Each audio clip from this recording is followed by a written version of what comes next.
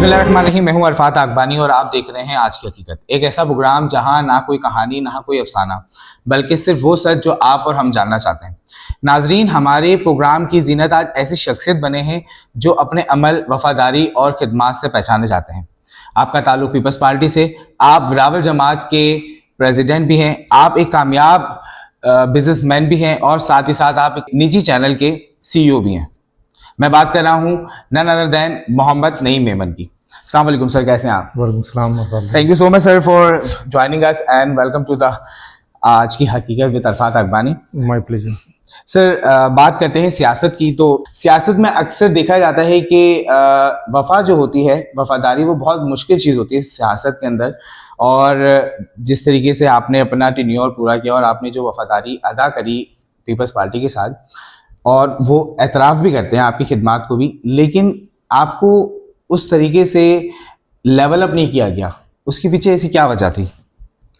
अरफात साहब, सबसे पहले तो मैं थोड़ा सा ये आपको सही, मतलब आपकी जो आपने कहा तो बिल्कुल सही है, लेकिन कुछ चीज़ें ऐसी हैं जो कि आपको समझनी पड़ेंगी पाकिस्तान पीपल्स पार्टी के हवाले से। मोहतरमा की शहादत के बाद पाकिस्तान पीपल्स पार्टी में एक लंबी बहुत बड़ी चेंजेस आई हैं। ऐसा ही है, ठीक है ना। तंजीम को, इंफ्रास्ट्रक्चर को पाकिस्तान पीपल्स पार्टी के अंदर एक उसको बनाना, और मतलब फिर ज़ाहिर बात है एक बिलावल साहब का एक टेन्योर था जिसमें उनको एक ट्रेनिंग देना एज ए चेयरमैन, तो उस ट्रेनिंग का एक हिस्सा, एक बड़ा हिस्सा गया। उसके बाद एक नई जनरेशन आई। एक नई जनरेशन आने के बाद बहुत सारे पुराने लोग, आपको अगर माजी में अगर आप जाएंगे तो बहुत सारे पुराने लोग ऐसे हैं जी, जो कि जिन्होंने किनारा कशी इख्तियार की, बिल्कुल, या जिन लोगों को पाकिस्तान पीपल्स पार्टी ने किनारा कश कर दिया, बिल्कुल। तो हमारा भी ताल्लुक इसी तरह की एक फैमिली से है। आपको इल्म होगा कि मेरे चचा अब्दुल जी, बिल्कुल, साहब जो पाकिस्तान पीपल्स पार्टी से उनका ताल्लुक रहा जी, बिल्कुल। तो एक पाकिस्तान पीपल्स पार्टी के साथ ही एक उनकी कुछ एक रविश थी जो कि वो चलती हुई आ रही थी, ठीक। लेकिन बहरहाल हमने पाकिस्तान पीपल्स पार्टी का दामन नहीं छोड़ा उस वक्त, सही। और अजीज अंकल का सिर्फ ये कहना था कि जो भी उन्हें करना है वो वर्करों के लिए, मजदूरों के लिए करना है। तो पाकिस्तान पीपल्स पार्टी में कुछ लोग ऐसे थे जिनको ये पसंद नहीं था, सही। तो इस वजह से एक फैमिली एक बैक एंड पे चली गई, लेकिन बाद में ये अल्हम्दुलिल्लाह आहिस्ता आहिस्ता करते करते हम वापस अपनी एक पोजीशन पे आ गए। लेकिन अब वक्त ये है कि बहुत सारे नए लोग हैं पाकिस्तान पीपल्स पार्टी में। सईद गनी साहब इस वक्त कराची डिवीज़न के सदर हैं, बिल्कुल। तो वो बेहतर समझते होंगे, शायद उनको ये ख्याल होगा कि नईम मेमन से अच्छा कोई मौजूद है, तो हो सकता है कि उनको ऑब्लाइज करना हो, सही। तो बाकी कोई ऐसी वजह नहीं है। हमने अपने काम में कोई कमी नहीं छोड़ी अल्हम्दुलिल्लाह। आज भी हम पाकिस्तान पीपल्स पार्टी के साथ हैं, कल भी होंगे इंशाल्लाह ताला, और मरते दम तक होंगे, बिल्कुल। अच्छा सर, PS 109 से आप जनरल सेक्रेटरी भी थे, और आप क्या समझते हैं कि अभी भी PS 109 को नईम मेमन की ज़रूरत है? मैं तो समझता हूँ बिल्कुल है पाकिस्तान पीपल्स पार्टी PS 109 को, क्योंकि देखें, मैं समझता हूँ कि PS 109 बहुत कमज़ोर पाकिस्तान पीपल्स पार्टी का हल्का है, ठीक है ना। और उसमें हमने एक मेहनत की है, और हम समझते थे कि मज़ीद मेहनत की ज़रूरत है, सही। अभी भी हालिया, हाँ जी, हालिया अभी इस वक्त एज वी स्पीक अगर हम कहें तो पाकिस्तान पीपल्स पार्टी को इस वक्त PS 109 के लिए किसी मेमन शख्सियत की ज़रूरत है, सही। क्योंकि अगर आप उसके इलाके को देखा जाए ना, उसकी डाइवर्सिटी को देखा जाए, तो पाकिस्तान पीपल्स पार्टी के मेमन कम्युनिटी के लोग बहुत कम हैं, सही। और जाहिर बात है वो कम होने की वजह बहुत सारी हैं उस इलाके में, बिल्कुल। जो एक इंसेप्शन था, एक इम्प्रेशन गैंग वॉर की वजह से, आपको पता है खालादर के इलाके में बहुत ज़्यादा पाकिस्तान पीपल्स पार्टी का एक मुतासर हुआ, सही। तो मैंने अपनी कोशिश ये की कि जब मैं मेरे 10 साल के टेन्योर में इंटरनली मेमन कम्युनिटी के कुछ लोग थे, मेरा ताल्लुक खुद भी मतलब वेरावल जमात से है। मैं मतलब वेरावल जमात का सदर हूँ कराची में इस वक्त भी, और पिछले 8 सालों से मैं वेरावल जमात का सदर रहा हूँ। और अल्हम्दुलिल्लाह पाकिस्तान मेमन फेडरेशन में भी हमारा ही ग्रुप, मुटलानी ग्रुप इस वक्त मौजूद है, और 8 साल से वो अल्हम्दुलिल्लाह इस वक्त मेमन फेडरेशन में हैं और थे। तो हमने अपनी बड़ी कोशिश की कि पाकिस्तान पीपल्स पार्टी को किसी तरह से हम अपने लोगों में शामिल करें, सही। तो अब पार्टी का जो फैसला था, अब नई जो टीम आई है इस वक्त, लेकिन उसमें कोई मेमन नहीं है, ये मुझे थोड़ा सा एक मेरे लिए एक सेटबैक था। तो मैंने खैर अपनी जो बातें, जो अपनी शिकायतें हैं वो मैंने अपर लेवल पे की हैं। तो इंशाल्लाह ताला देखें आगे आने वाले वक्तों में कोई नया फैसला होगा तो हम फिर वापस पाकिस्तान पीपल्स पार्टी के लिए खिदमत के लिए हाजिर हैं। बिल्कुल। अच्छा सर, मुझे बताएं कि ये सिर्फ एक रूमर है कि पाकिस्तान पीपल्स पार्टी मेमनों को पसंद नहीं करती या उनको काम देना या उनको आगे बढ़ाना पसंद नहीं करती, ये रूमर है या इसमें हकीकत भी कुछ है? नहीं नहीं, रूमर है। क्यों, मतलब मैं अल्हम्दुलिल्लाह मैं आपको बताऊं, मैंने पाकिस्तान पीपल्स पार्टी में जितनी रूमर्स मैं सुनता था ना, जब से मैं पाकिस्तान पीपल्स पार्टी में सही मानों में एक्टिव हुआ हूँ एज अ तंजीमी सतह पर, तो मैंने ऐसी कोई चीज़ नहीं देखी। पाकिस्तान पीपल्स पार्टी में कोई तफरीक नहीं, ना शिया सुन्नी की कोई तफरीक है, ना मेमन उर्दू स्पीकिंग की कोई तफरीक है। तमाम ज़बानों के लोग पाकिस्तान पीपल्स पार्टी में हैं। हत्ता कि मैंने जितनी दफ़ा भी टिकट के लिए अप्लाई किया अपने इलाके से, तो अदी फरियाल तालपुर साहिबा ने हमेशा मुझे ऑब्लाइज किया। ठीक, मैं मेमन हूँ बिल्कुल ऐसे, लेकिन अदी बहुत उनकी नवाजिश है, बहुत उनका एहतराम हम करते हैं, लेकिन हमेशा उन्होंने एक शफकत वाला हाथ हम पर रखा और हमेशा उन्होंने मुझे ऑब्लाइज किया। सर, जब ओहदे से आप बर्खास्त हुए या आपने बैक ऑफ किया, तो उसके बाद किसी और ओहदे पे क्यों नजर नहीं आए? देखिए, मैंने आपसे जैसे कहा ना कि Pakistan Peoples Party based on chain of command, ठीक है ना। अब इस वक्त कमांड जो है सईद गनी साहब के हाथ में, ठीक है। तो अभी तंजीमी इंफ्रास्ट्रक्चर कंप्लीट नहीं हुआ, अभी तो कुछ अभी भी बाकी है, मतलब हाँ बहुत कुछ बाकी है। So still they are waiting for, तो अब देखें क्या होता है फ्यूचर में इंशाल्लाह। सही। मुझे बताएं कि अगर आपको दूसरी जमात ऑफर करती है तो क्या आप उसको एक्सेप्ट करेंगे? देखिए, वैसे तो मैं कभी भी ज्वाइन नहीं करूँगा, क्योंकि पाकिस्तान पीपल्स पार्टी से हमेशा हमारा साथ रहा है और आगे भी इंशाल्लाह रहेगा। लेकिन इनफैक्ट मुझे बहुत सारी पॉलिटिकल पार्टीज से ऑफर आ चुकी हैं, मैंने कभी उनके ऊपर ध्यान नहीं दिया। किसी एक का नाम लेना चाहेंगे? नहीं, मैं बिल्कुल भी लेना नहीं चाहूँगा, क्योंकि मतलब तकरीबन सभी पार्टी से आ चुकी हैं, लेकिन मैंने कभी सोचा भी नहीं कि मैं किसी पार्टी में जाऊँ, क्योंकि एक हमारा ताल्लुक रहा है पाकिस्तान पीपल्स पार्टी से और उसके सिवा हमें कोई सोचता नहीं। बिल्कुल। अच्छा सर, ये बताएं कि एक रूमर्स ये भी हमें सुनने में आया है कि जिनका ताल्लुक मेयर कराची के साथ होता है, बहुत करीब होते हैं, तो उनको पीपल्स पार्टी कोई ओहदा नहीं देती या फिर उनको थोड़ा सा बैक ऑफ रखती है।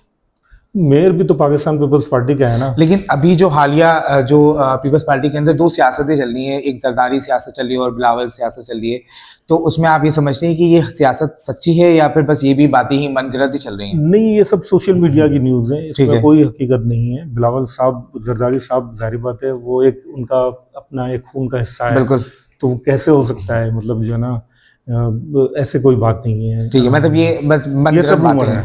हॉट टॉपिक्स पे बात करेंगे सर। सानिया गुल प्लाजा हुआ अभी हालिया और काफ़ी जाने गई, मजदूर गए, काफ़ी कारोबार गया, मेमन कम्युनिटी का इतना बड़ा लॉस हुआ, तो आप क्या समझते हैं कि वाकई एक हादसा था या एक सियासत? नहीं, बिल्कुल हादसा था, ये अल्लाह की तरफ से एक हादसा था और उसमें यकीनन बहुत जानी नुकसान हुआ, माली नुकसान हुआ, लेकिन इसमें कोई पाकिस्तान पीपल्स पार्टी का या किसी भी जमात का कोई हासिल नहीं है कुछ इससे। ये एक उसकी अब थोड़े दिनों में इंशाल्लाह ताला आपको रिपोर्ट भी तमाम मीडिया पर और जो है ना मुख्तलिफ तबके फ़िक्र के लोग जो एजेंसीज हैं वो अभी इस वक्त इन्वेस्टिगेशन में लगी हुई हैं। लेकिन इनिशियल इन्वेस्टिगेशन में तो ये साबित हो गया है कि ये आग जो एक छोटा बच्चा लाइटर से खेल रहा था उस वजह से वो आग जो है ना लगी। और देखें, जो शख्स भी गुल प्लाजा गया है उसको ये मालूम होना चाहिए गुल प्लाजा के अंदर 90% से ज्यादा पेट्रोलियम मसनूआत का काम हो रहा था। यानी फ्लावर अगर मेकिंग कोई स्टोर था या मेलेमाइन का कोई स्टोर था या बर्तन के हवाले से या मतलब कोई भी ऐसा स्टोर था ना, ज्यादातर प्रोडक्ट उसकी जो है ना पेट्रोलियम बेस्ड थी, तो आग तो फैलनी थी। सही। हाँ, ये आप कह सकते हैं कि यकीनन मैं समझता हूँ मैं इसमें कोई ना पाकिस्तान पीपल्स पार्टी या कोई कि सबसे बड़ा कसूरवार अगर हम ठहराएंगे ना तो इंतजामिया को वहाँ की ठहराएंगे। सही। क्योंकि देखिए, एक इंतजाम, तनवीर पास्ता साहब की बात कर रहे हैं आप? मैं तनवीर साहब की बात कर रहा हूँ। तनवीर पास्ता साहब की बात कर रहा हूँ। इसकी वजह ये है कि देखें, कोई भी एक ओहदेदार तंजीम का या जिस यूनियन का या जो कमेटी का जो सदर होता है या आला दर्जे पर जो तैनात होता है, उसका ये फ़र्ज़ बनता है कि तमाम सेफ्टी प्रोसीजर को फॉलो करे। बिल्कुल। तो अब ये बात तो मतलब आपको नहीं कही जाएगी, ये तो इंसान की अपनी फितरत में शामिल है कि भाई आपको अपने आप को सिक्योर करना है। तो मैं समझता हूँ कि सबसे बड़ा कसूर तो तंजीम का है, तंजीमी लोगों का है वहाँ के। इसके बाद अगर कहेंगे तो हाँ, इंतज़ामिया का है बिल्कुल कि बाद में ये है कि फायर डिपार्टमेंट ये लेट हुआ, ये सब चीज़ें थी, इसमें ग्लिच था, लेकिन सियासत कोई नहीं थी। सियासत कोई नहीं थी। सर ग्रीन लाइन का स्टॉप, अब हम ग्रीन लाइन बस के अंदर बैठते हैं तो वहाँ पे ना स्टॉप्स लिखे हुए होते हैं कि नुमाइश का है, उसके बाद फिर गुल प्लाजा का आता है, जबकि गुल प्लाजा का स्टॉप अभी तक तो बना ही नहीं है। ठीक है, गुल प्लाजा से पहले ही डीसी ऑफिस है। ठीक है, डीसी ऑफिस को कुछ नहीं हुआ, लेकिन गुल प्लाजा को हुआ। अवाम का कहना यही, अवामी सवाल है कि गुल प्लाजा को इसलिए निशाना बनाया गया क्योंकि वहाँ पे ग्रीन लाइन बस का स्टॉप बनाना है। अब जो है ना वो सियासत है। सही। ये एक सिंपल सी आप देखें, लॉजिकली बात कर रहे हैं, 1200 बंदों की वहाँ पे दुकानें हैं। बिल्कुल ऐसे ही है। सीएम साहब ने ऑन द स्पॉट अनाउंस कर दिया कि भाई हम मार्केट बना के देंगे, और उन 1200 बंदों को जिनका नुकसान हुआ है उनको हम एज इट इज दुकानें जो है ना वो इस तरह उनको ठीक है दे देंगे।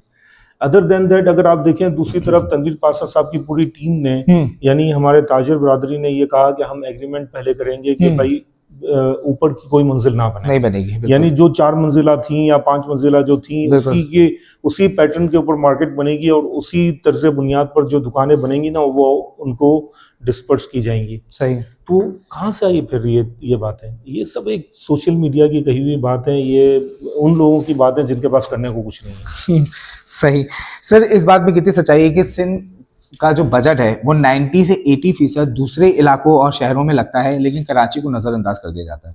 इस बात पे तो आप इत्तेफाक करेंगे क्योंकि जिस तरीके के रोड्स हैं और जिस तरह का सेवरेज का निज़ाम हमारे कराची का है। सर देखिए आप, मैं आपको सिर्फ सिंपल ये कहूँगा कि किसी दिन आप ऑडिट रिपोर्ट उठा के देखें। सही। कराची मेट्रोपॉलिटन कॉर्पोरेशन की और जितनी भी हमारी मिनिस्ट्रीज हैं उनकी, देखिए हर जितना भी काम हो रहा है, चाहे वो एडीसी का काम हो, चाहे वो केडीए का काम हो, चाहे वो केएमसी का काम हो, जितने भी काम है वो ऑन रिकॉर्ड मौजूद है। बिल्कुल ठीक है ना। पूरे सिंध को आप एक तरफ कर लें और कराची को एक तरफ कर लें। इस वक्त लियारी के अंदर मैं आपको बताऊं, लियारी में जो लास्ट 2 ईयर्स में जो 1 अरब रुपए से जायद जो लियारी के अंदर जो ना पाकिस्तान पीपल्स पार्टी ने बिलावल भुट्टो साहब ने लगाया है लियारी के अंदर, ठीक है ना। अब यहाँ पर बात ये आती है कि भाई वो नज़र क्यों नहीं आता? ऐसा ही है। उसका सबसे बुनियादी जो वजह है ना वो डिपार्टमेंट्स की है। देखें आप सर, डिपार्टमेंट भी तो पीपल्स पार्टी की नहीं, पीपल्स पार्टी का डिपार्टमेंट नहीं है सर। अगर आप इसकी गहराई में जाएं तो के इलेक्ट्रिक पीपल्स पार्टी का डिपार्टमेंट तो नहीं है। ठीक है, के इलेक्ट्रिक है, फिर आपके सीएस है, फिर आपकी जो टेली कम्युनिकेशन की दूसरी है फाइबर ऑप्टिक्स की कंपनी है। सही। वो पीपल्स पार्टी से तो ताल्लुक नहीं। लेकिन लियारी के अंदर जो 13 यूसी है उसके अंदर तो यूसी चेयरमैन तो पीपल्स पार्टी के हैं, लेकिन वो काम कराने के लिए तैयार ही नहीं है। नहीं, वो काम कराने के लिए तैयार है, लेकिन पाकिस्तान पीपल्स पार्टी ने इस वक्त 3 अरब रुपए सेंक्शन किए हैं लियारी को, जिसकी एक प्राइवेट कंपनी जो इसका भी इस वक्त तखमीना लगा रही है, एस्टिमेट कर रही है कि लियारी के अंदर टोटल कितना खर्चा है, कितनी हमारी सेवरेज लाइन, कितनी हमारे वाटर और कितना मतलब हमें जरूरत है। ठीक है, उन्होंने report as per my knowledge उन्होंने रिपोर्ट तैयार कर ली है और बिलावल साहब को सबमिट कर चुके हैं। जुनेद जेजी साहब जो बिलावल साहब के असिस्टेंट भी हैं, उन्होंने बाज़ाब्ता तौर पर खुद हर जगह पर जाकर बाकायदा खुद अपनी निगरानी में ये सब कुछ करवाया है। और उन्होंने टाउन चेयरमैन्स को, दूसरे चेयरमैन्स को, एमपीएस को, एमएनएस को उन्होंने कहा है कि भाई ये पहले काम होगा, उसके बाद तमाम फंड्स को उन काम में हम शामिल करेंगे और तमाम काम एक साथ होगा। सही। क्या लगता है कि कितनी देर में ये हो जाएगा? कितना, अभी भी इसको 17 साल और चाहिए? नहीं सर, काम शुरू है। आप जाके देखें चाकीवारा रोड के, आप दूसरी तरफ जाके देखें, अब इस वक्त काम बड़ी तेज़ी से हो रहा है और हर वक्त होता रहा है। लियारी के अंदर काम हमेशा होता रहा है, यानी हर इलाके में। देखें मेरा इलाका है पाकिस्तान पीपल्स पार्टी के ताल्लुक से खारदर का, मीठादर का। आप देखें कल इनफैक्ट मेयर साहब ने मुझे इतला दी थी कि करमुल्ला वकासी साहब जो पार्लिमानी लीडर हैं वो आपके इलाके में आएंगे, तो मैंने वहाँ के यूसी चेयरमैन को कहा, मैंने कहा भाई आप जाओ और तमाम जो काम हमारे इस वक्त मौजूद है ना वो आप बता दो उनको। उन्होंने उसी वक्त तमाम काम को अप्रूव किया और उन्होंने कहा इंशाल्लाह ताला नेक्स्ट मंथ में हम जो है ना इसको काम को जो है ना स्टार्ट कराएंगे। सही। तो काम तो हो रहे हैं, सिर्फ लियारी में ही हो रहे हैं, बाकी कराची पूरे इलाके में। आप बताएं कौन से इलाके में काम नहीं हो रहा? सर गार्डन, उस्मानाबाद, सदर, खारदर। सर आप गार्डन में चलें, मैं आपको दिखाता हूँ उस्मानाबाद में कितना काम हो रहा है इस वक्त, कितने रोड्स बन रहे हैं, पेवर्स लग रहे हैं, सेवरेज लाइन का कितना काम हुआ है, वो भी मेरे इलाके में आता है सर। उस्मानाबाद भी मेरे इलाके में आता है। सर आपको नहीं लगता ये काम बहुत देरी से स्टार्ट हुआ है? सर देखिए टाइम तो चाहिए, क्योंकि मेयर कराची का शायद टेन्योर अभी मेरे ख्याल से 1.5 साल या कुछ ऐसे ही रह गया, तो एंड टाइम पे उनको ख्याल आया कि पार्क्स भी बनाने हैं, आवाम को कुछ भी करना है, आवाम के अंदर घुसना भी है और आवाम को कुछ करके दिखाने के आगे का टेन्योर भी मेयर के पास ही आ जाए। ये पॉलिसी है या सियासत है? देखिए अरफात भाई, मैं आपको एक छोटी सी बात बताऊं ना, बीइंग एंड कराची सिविलियन, एक बात सोचे ना कि पहले मेयर के टेन्योर, पहले तो ये मुर्जाबाद मेयर नहीं था ना, बिल्कुल ऐसे ही है, कमाल भी मेयर, बिल्कुल ऐसे ही है, लेकिन उन्होंने काम तो किया ना। क्या काम किया? चले मैं आज आप मुझसे चले कर लें, आज आप लिस्ट दिखा दें, मुस्तफा कमाल की लिस्ट दिखा दें और मुर्जाबाद की मैं आपको लिस्ट दिखाता हूँ। देखिए मैं आपसे अर्ज करूंगा, देखिए टाइम हमेशा लगता है। सही। देखिए यहाँ कराची के अंदर आप ये समझिए कि मुख्तलिफ लोग बैठे हुए हैं, मगरमच्छ बैठे हुए हैं। सही है। और एक मछली जो है ना, जो काम करना चाहती है ना, उसको इतनी आसानी से काम करना आपको लगता है कि पीपल्स पार्टी छोटी सी मछली है सर? बिल्कुल। मैं आपको कहता हूँ, देखिए सोशल मीडिया पे आप सुनते हैं ना कि करप्शन की है, मैं कहता हूँ चले ना कोर्ट में चले, साबित करें। मैं तो कहता हूँ यू आर वेलकम, मैं आपके साथ चलने को तैयार हूँ, आप प्रूफ दें। अगर मेयर ने कोई ऐसा काम किया है तो मैं तो बिल्कुल आपको कहता हूँ चले प्रूफ दें, साबित करें कोर्ट में। देखिए साबित कोई नहीं करेगा, ऐसे ही है, सिर्फ बैठ के बातें करेंगे, अच्छी अच्छी बातें होंगी। काम करने के लिए कोई, देखिए काम करने के लिए अगर साथ होना, आज कराची का नक्शा ही दूसरा होता। हाँ, आप मुझे बताएं, गटर लाइन के अंदर क्या चावल की जो बोरी है, सेक्स जिसको हम कहते हैं, क्या खुद ब खुद चली आती है? नहीं। कुर्बानी के टाइम पे गटरों के अंदर सरी वगैरह खुद ब खुद चली जाती है। यार देखें, ये एक सब सियासत है, हम फील्ड में हैं, हम ग्राउंड रियलिटी को जानते हैं, जिस तरह से सिस्टम को तबाह किया जा रहा है ना। और मेयर साहब का एम यही है कि मैं कराची वाला हूँ और मैं कराची के लिए काम करूँगा। आई एग्री विथ यू, लेकिन बात यह है कि जब टेन्योरमेंट खत्म हो रहा है तब क्यों ये ख्याल आया कि मैं कराची वाला हूँ, मुझे कराची में काम करना। आप मुझे बताएं, देखिए अभी अभी इन्होंने 2-3 पार्क्स की रिनोवेशन करवाई और उनका इफ्तिताह किया, फिर फ्लावर शो करवाया, उसके बाद जो पुरानी इमारतें थी उनको रेनोवेट करवाया। उससे पहले तो सर आपको क्या लगता है टेन्योर खत्म होने वाला है?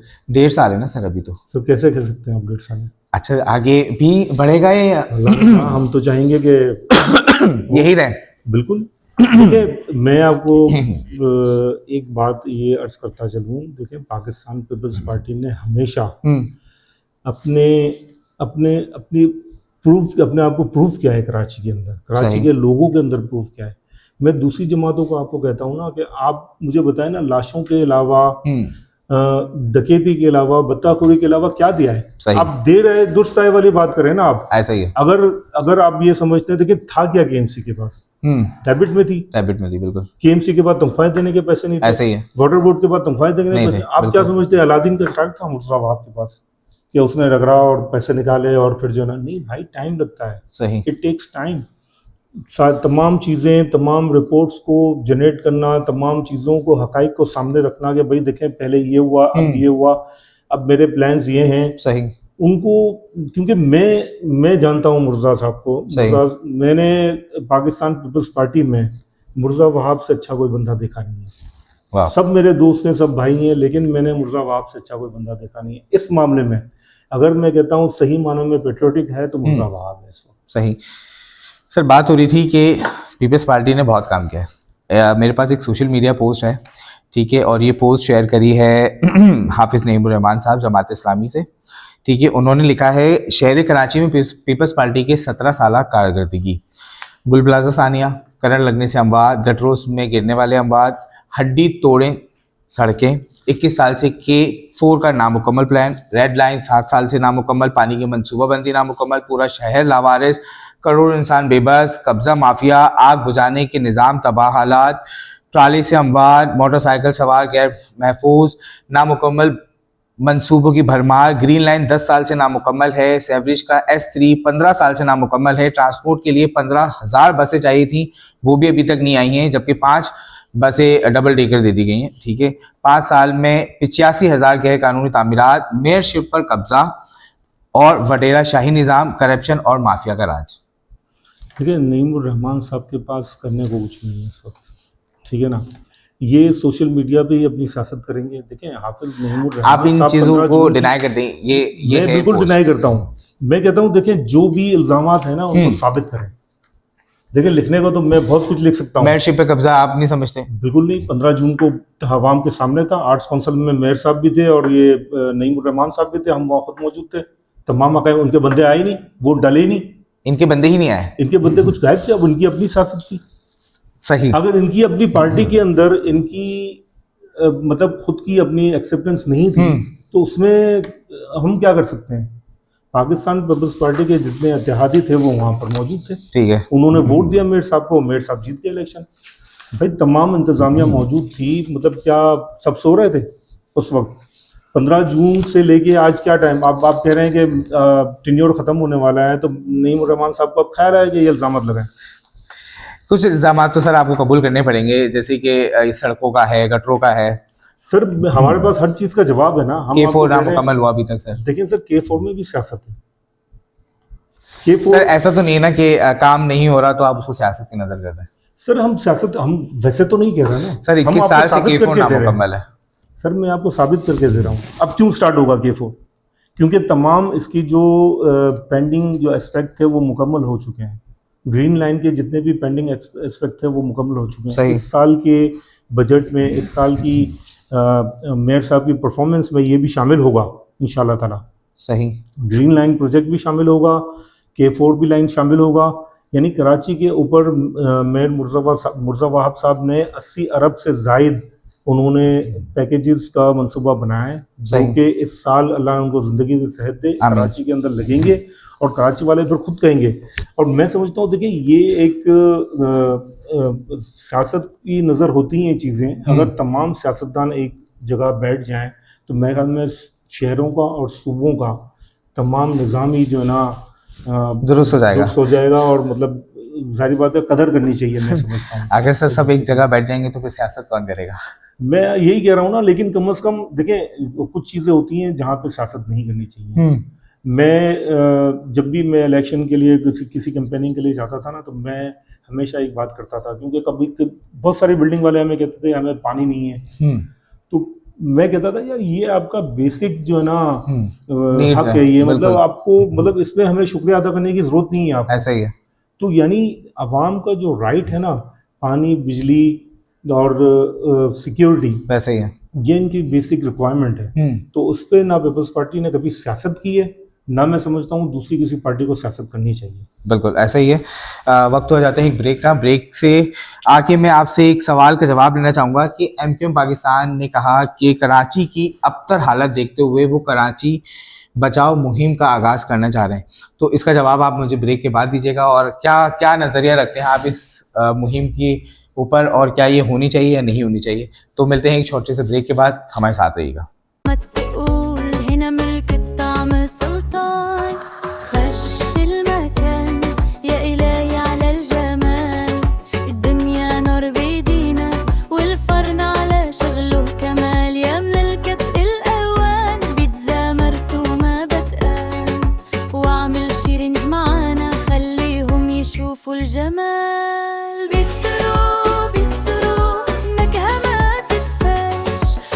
वेलकम बैक नाजरीन। और जाते जाते एक सवाल नईम सर के लिए मैं छोड़ के गया था कि MQM पाकिस्तान की जानिब से कराची बचाओ मुहिम का सोचा जा रहा है, तो सर आप किस नज़रिए से देखते हैं इस मुहिम को कि अभी भी कराची बचाओ मुहिम का सोचना, क्या ये राइट वे है इस दफ़ा सोचना?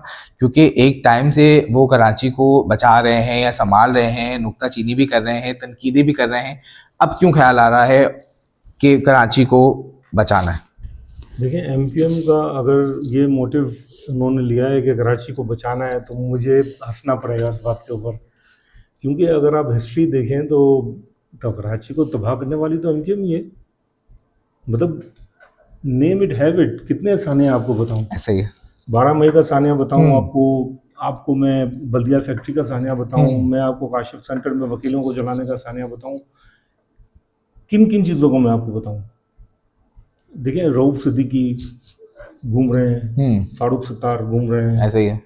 मुस्तफ़ा कमाल, किस मतलब थोड़ी सी शर्म करें ना कि किस हैसियत से वो आके कैमरे पे या लाइव कभी अपनी उसमें ना देखें। इस दफ़ा के इलेक्शन जो थे, इनको अवाम ने तो बिल्कुल ही रिजेक्ट किया। बिल्कुल ऐसा ही है। अब ये जिन फरिश्तों की मेहरबानी से ये आए हैं, तो बस दुआ करें अल्लाह ताला से उनके लिए भी और अपने लिए भी। काम करने दें पीपल्स पार्टी को। कराची को क्या बचाना है, अपने आप को बचाएं यार आप। सर ये बताएं कि कौन सी ऐसी जमात, आप देख पुराने हैं और एक एक्सपीरियंस भी है आपके पास, क्या लगता है कौन सी ऐसी जमात है जो पीपल्स पार्टी को काम करने से रोकी जा रही है? क्या वो जमात इस्लामी है क्या एमक्यूएम पाकिस्तान है? दोनों। क्या ये दोनों एक ही प्लेटफॉर्म पर हैं? बिल्कुल। इनका देखें, चाहे आपस में मिले हों या ना मिले हों, लेकिन जहन एक ही है। सही। कि हमें बस पावर चाहिए, गोल टारगेट एक ही है इनका। देखिए मुर्तज़ा वहाब साहब ने जब से ये, आपको याद होगा अभी जो लास्ट इनकी मुर्तज़ा साहब की जो कमेटी की मीटिंग थी, उस पर उन्होंने अनाउंस किया कि हमारे फंड, जो हमारे पास इतना फंड मौजूद है। ये तमाम सियासत उस वक्त से शुरू हुई है। सही।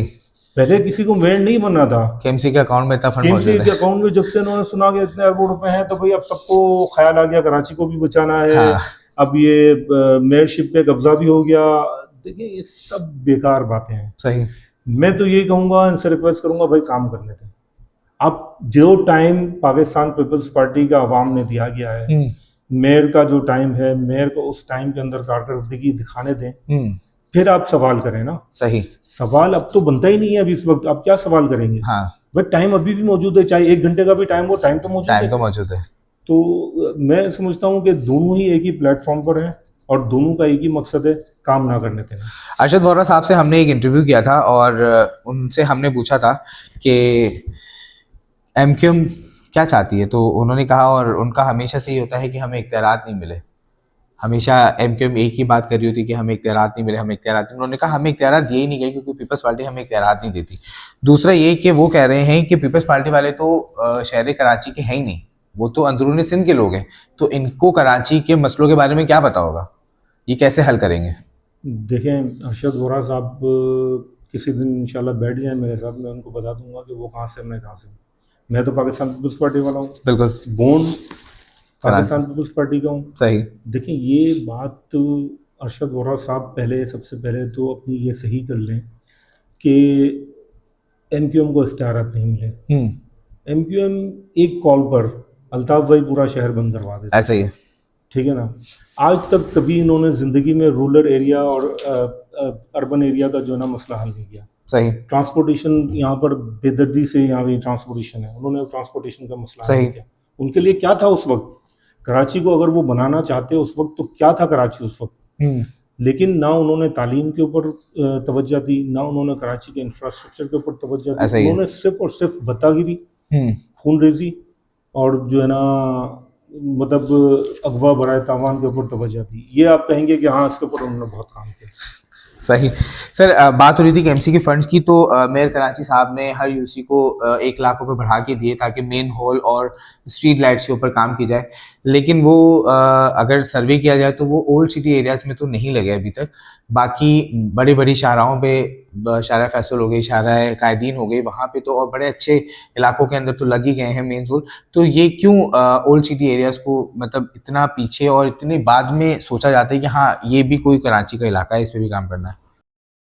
देखिए हर बंदे के ऊपर, हर चेयरमैन के ऊपर निगरानी तो है, ऐसा ही है, ठीक है, उनसे हिसाब लिया जाएगा और वो हिसाब भी दे रहे हैं।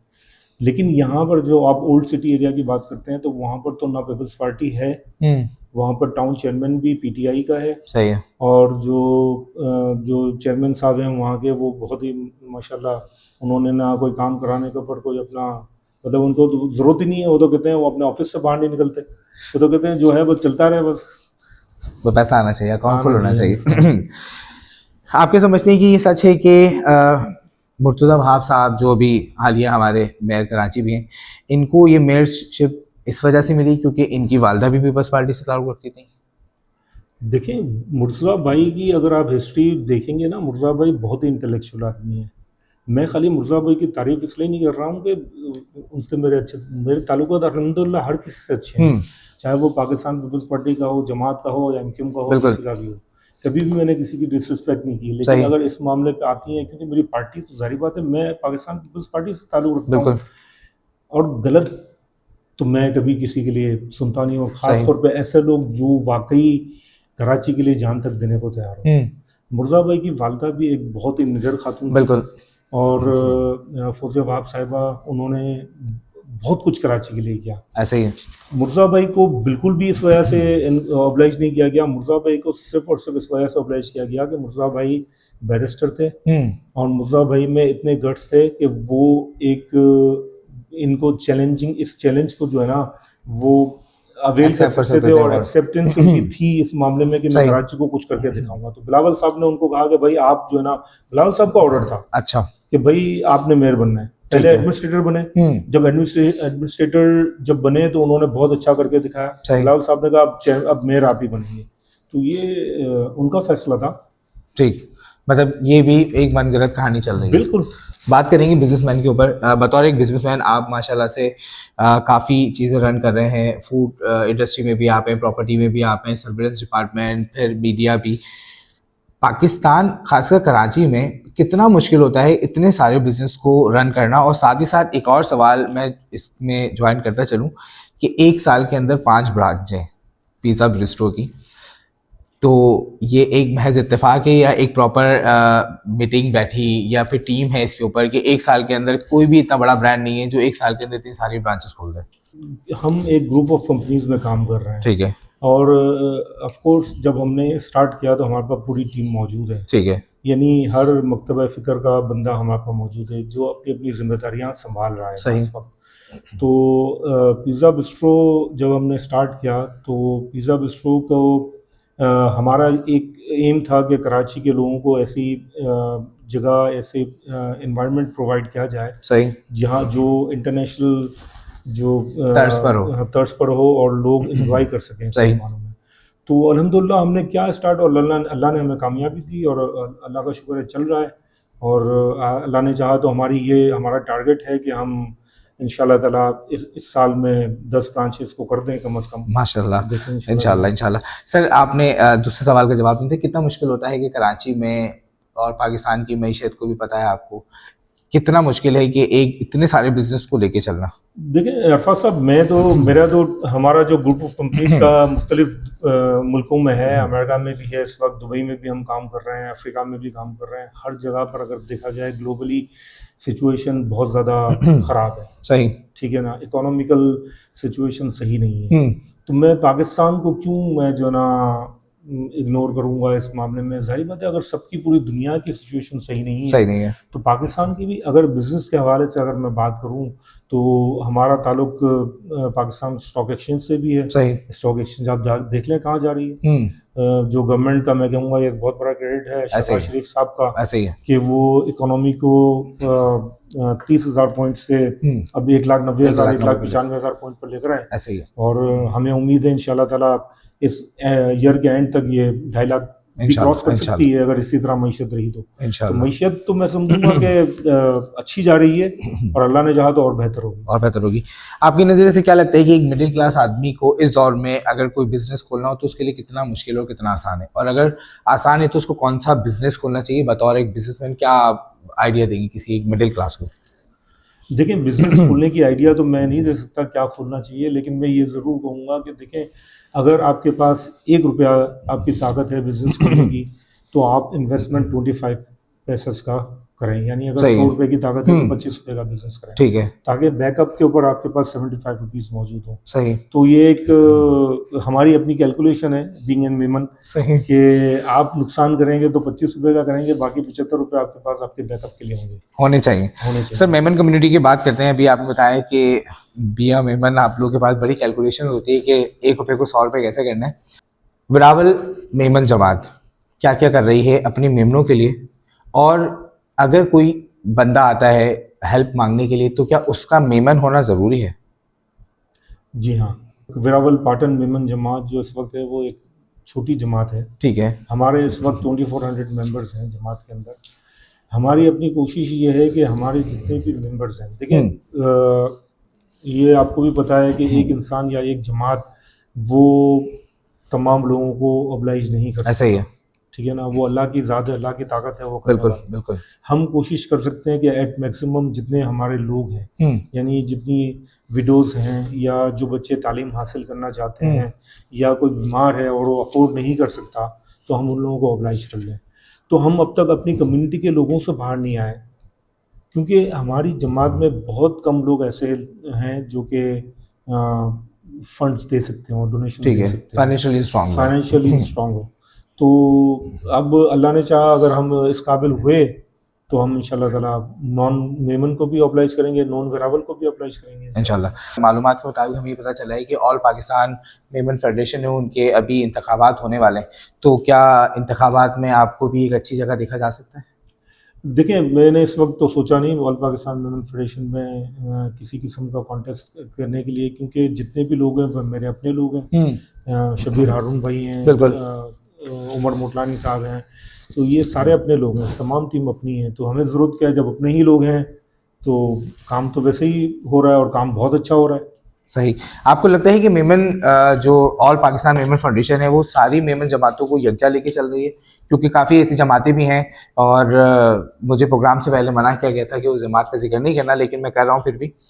हालार जमात ना वो यूथ के लिए काम कर रही है, ना वो विडोज़ के लिए काम कर रही है, इवन दो कि ना वो अपने लिए काम कर रही है। तो आपको क्या लगता है कि ऑल मेमन फेडरेशन जो है आप लोगों की बनी हुई है, उनको हर जमात को इक्वली लेके चलना चाहिए, या फिर यहाँ पे भी कुछ सियासत चल रही है कि जिसके पास ज़्यादा पैसा है वो ऊपर है, जिसके पास कम पैसा है वो नीचे है?